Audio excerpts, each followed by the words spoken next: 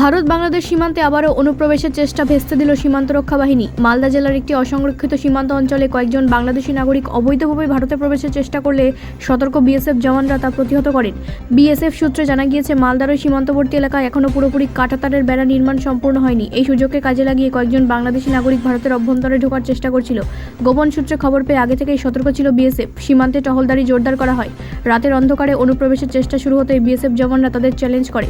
পরিস্থিতি বুঝে অনুপ্রবেশকারীরা দ্রুত পিছু হটে বাংলাদেশের অভ্যন্তরে পালিয়ে যায়। ফলে বড় ধরনের অনুপ্রবেশের ঘটনা এড়ানো সম্ভব হয়।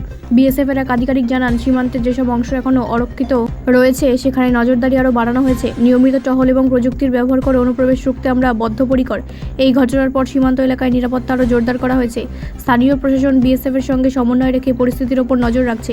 বিশেষজ্ঞদের মতে, সীমান্তে অবকাঠামো উন্নয়ন এবং কাঁটাতারের বেড়া সম্পূর্ণ করা গেলে এ ধরনের ঘটনা অনেকটাই কমানো সম্ভব হবে। উল্লেখ্য, মালদা সীমান্ত দীর্ঘদিন ধরেই অনুপ্রবেশ ও চোরাচালানের জন্য স্পর্শকাতর বলে পরিচিত। ফলে এই ধরনের ঘটনা নতুন নয়, তবে বিএসএফ এর তৎপরতায় বড় বিপদ এড়ানো গেছেই বলে মনে করছে নিরাপত্তা বাহিনী।